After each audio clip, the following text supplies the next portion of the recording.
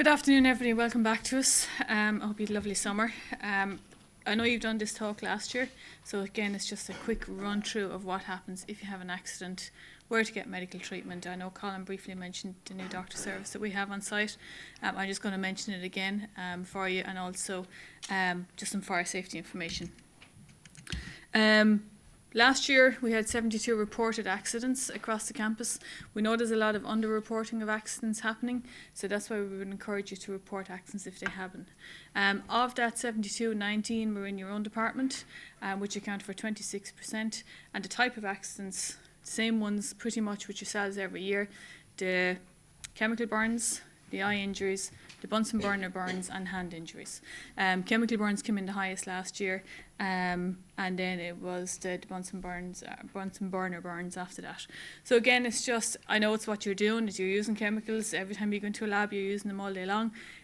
Inevitably something is going to happen. So if something does happen, it is important that you tell us it happened. There is diphosphorin in all the labs. You're probably all familiar with it at this stage. Maybe some of you have used it last year.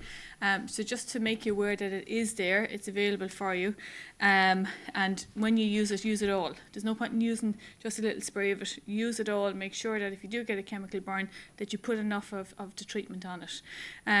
It is important that you tell us, because maybe it's not a chemical burn that can be treated in the lab. Maybe it's maybe it's a chemical burn that needs to be treated by the hospital or a doctor, or maybe it's an accident outside of the classroom, outside of the lab, that you need treatment for.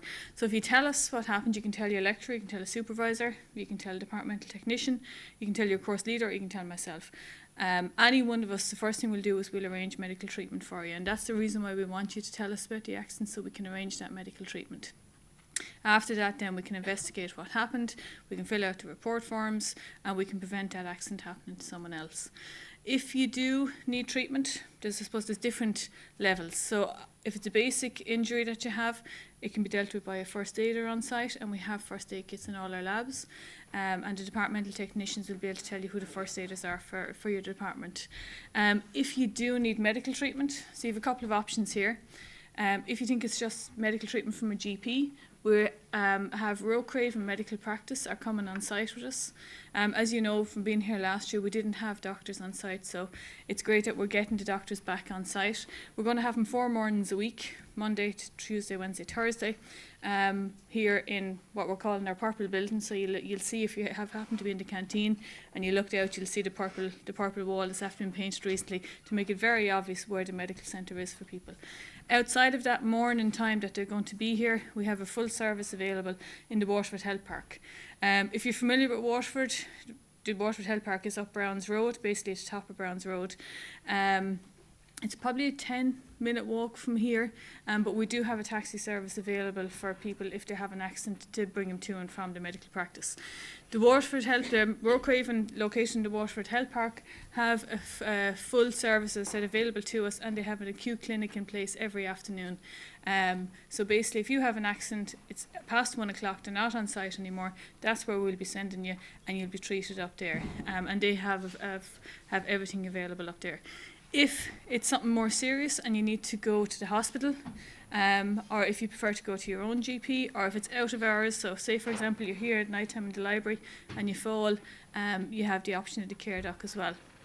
So it's just to bear in mind that there is lots of medical treatment available, but you just need to know how to access it.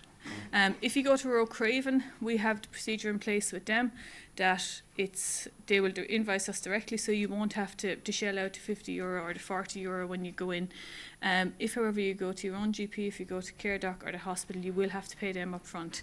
So what we ask you to do is to make sure you ask for a receipt and keep the original receipt and bring it in to me, and then, or you can bring it into any of your head of department, and she can pass it on to me anyway.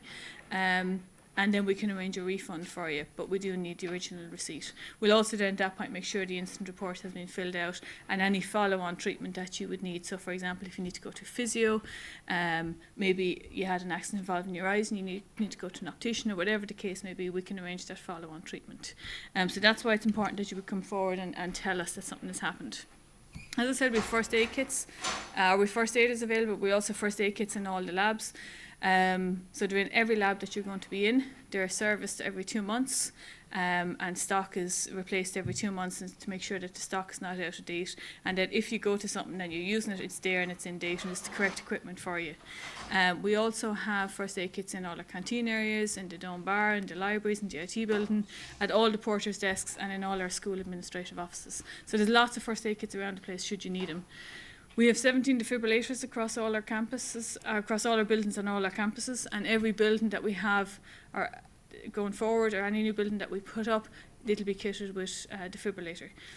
I suppose the approach we're trying to take is that no matter where you are, any building, any campus, that you're kind of 30 seconds to a minute is the max that you should be away from a defibrillator. The problem is if you don't know where they are, they're absolutely no benefit to anybody. So we've looked at them, we've looked at the best place for them, and we've put them inside the main entrances as close as possible as we can to the main entrance and the porter's desks when you go in. So for example, if you walk into the Tourism and Leisure building, you walk in and it's directly across beside the porter's desk. You walk into the IT building, it's on your right hand side directly inside the door. You walk into the library, it's beside the porter's desk as soon as you walk into the library section, not the lobby section. This building is slightly different because we have so many entrances that we would consider our main entrance. So what we've done is we've put it in the main atrium here, which is an area where a lot of people gather, and also we've put it by the WITprint machine. So if you're there, you're printing, you look up, there's the defibrillator. So we hope that will kind of sink it in as well, that there it is, it's down by the WITprint machine. But that's the approach we're taking with our defibrillators. We have the same type of defibrillator in all our buildings, so there's consistency for our personnel that are trained. They're trained on that particular type of defibrillator, so then if something does happen, it comes straight back to them because their training will kick in straight away. Hopefully none of us will ever need to use the defibrillator, but it is there, they're in all the buildings, and should you be asked to go get one, that's where they're going to be. So just to bear it in mind. The map, which is in your safety handbooks, just highlights the defibrillators, and that fact that they're in all buildings. There's a little sign over them, a little white sign with a red heart, and it says AED. So that's the sign that's over all our defibrillators. Just some information as regards fire safety and what to do in the event of a fire. So if you discover a fire, if you start a fire, you need to let us know. That's the most important thing. Let us know so we can respond. Quickest way to do that is to activate the break glass unit. The break glass unit is the little red box that you'll see by all our entrances and exits, top of our stairwells and on our corridor areas. So literally you just push it hard with your thumb until you hear the fire alarm ringing. When you hear the fire alarm ringing, you know that basically you're telling us about it. It will come up with the porters, the exact location. So for example, if you press the break glass unit on the science corridor by B10 for example, or B09, it will come up straight away with the porters that that's where the location is, so we can send people to help. The important thing is that you tell us because we need to get people out. It's not just yourselves, and even to get yourselves out, you're quite a big group if we wanted to get you out, but we also have to move all the other thousands of people that we have as well. And it's the quickest way to let people know there's a problem is to activate the break glass unit. The fire alarm system that we have on this campus is sirens. So it'll ring and the sirens will sound, and there's going to be a slight pause, and that means that there's a problem someplace, but you just need to prepare to evacuate. So when they sound and pause, that's what that means. When they sound continuously, so there's no break at all, so all you're hearing is sirens going the whole time, that means that there is a problem, identified problem someplace, and you need to evacuate. So there's a slight difference in the way the bells ring, and as you get used to it, maybe you've heard them already and heard the difference between them, but as you hear the bells or the sirens ringing, you'll get used to the difference between the two of them. We will be running fire drills towards the end of September, start of October. They'll be done on a building by building basis, so you might have one here this morning, you could be in the FTG building in the afternoon, there could be one there, you could be in the IT building tomorrow, there could be one there. You could end up taking part in all of them or taking part in none of them, whatever way they happen to fall with your timetable. When you do hear the alarm, we ask that you turn off any equipment that you're using if it's safe to do so, and if it's not a slow, cumbersome process to turn off equipment. If there's a couple of stages to turn it off, leave it there, it's fine, you get yourself out. We ask that you evacuate the building by the nearest exit route, and the running man sign that's in the building will take you to your nearest exit route. So please don't pass by a fire exit to go out the front door, or to go out the door by the porters, or to go out the door closest to your car. Use the closest fire exit to you. if you can, close all doors behind you, because they're designed to stop the spread of fire. And you'll notice on the corridors as well, when the alarms go off, the doors will automatically close anyway on the corridor doors. Again, they're designed to slow down the spread of fire and stop it, so we can move yourselves to a place of safety as quick as we can, and to limit the spread of fire through the buildings. And we ask that you move to the assembly point. Again, the assembly points for us are only a place to hold you safely until we decide, are we bringing you back in, or are we sending you home?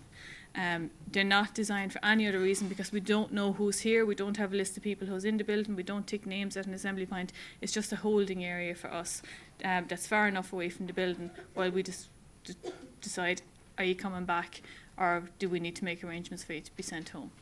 So that's the reason we have the assembly points. We ask that you don't go upstairs for any reason.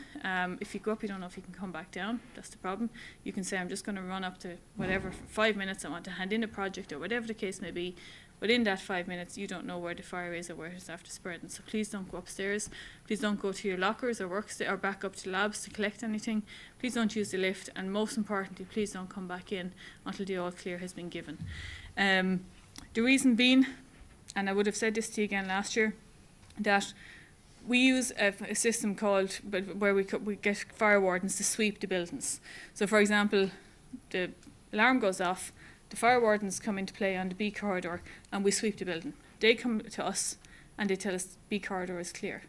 So we've assumed it's clear, and in the situation where there may be a fire marshal or the fire officer comes along and asks us about the buildings, we tell them the B corridor is clear, because we've cleared it. So if someone has gone out and evacuated with their class and then decided, I just want to get back in just to finish off that project quickly, or to turn off something, or to quickly do something, we don't know you've come back in, and we've declared that area as safe, so nobody's going to be back up there looking for you. So that's why it's important, when you go out, please stay out until we give you the all clear to come back in. We have assembly points in all the car park areas, and you'll see it, it's the green sign with people in the middle and arrows pointing into it. The assembly point for science, we've just assigned assembly point to science department, which is assembly point 5. It's by the sports hall in the front car park. Again, as I said, it's just a place to gather safely until we can assess the situation. In order to help you get there, we have fire evacuation maps in all the labs and in the classrooms. You'll see them in this room as well, at the front and at the front and at the back. It's a snapshot of where you are. And I know you're probably familiar with a lot of our rooms and buildings at this stage, but you may be sent to a classroom that you haven't been in before, or a building that you haven't been in before, that you're not familiar with. So basically, the fire evacuation map will give you a snapshot of where you are, and it'll highlight 2 routes, your primary exit route and your secondary exit route. Your primary exit route is your quickest route out, and your secondary exit route is an alternative route in the event that your primary exit route is blocked. So again, it's just if you go into an area that you're not familiar with, or even the areas that you are familiar with, that you take for granted, oh, I know where I am, and I know where exactly this room, I'm well used to it, I know how to get out. Sometimes we don't see the obvious, we don't see what's around us. So if you take a quick look at the fire evacuation map, it'll highlight where your closest exit is and the quickest way for you to get out. So again, it's just to take a quick glance when you go into a room. They're usually at the back of the door or towards the start of the room. If you need to contact me at any point during the year, my email is safety@wish.ie. You may need to report an accident, you may request an assessment, you may just be looking for some information. You can also go onto the WISH webpage, go into the current students and navigate to the health and safety section there, and that will have all my contact details. Or you can drop into my office at any point. I'm now located in R12, which is across the courtyard. So if you're heading towards the WIT bubble to get cards programmed or anything like that, it's over to the left-hand side. It's R12 is the office. So feel free at any point to drop in to report an accident, as I said, or to request some information. That's not a problem.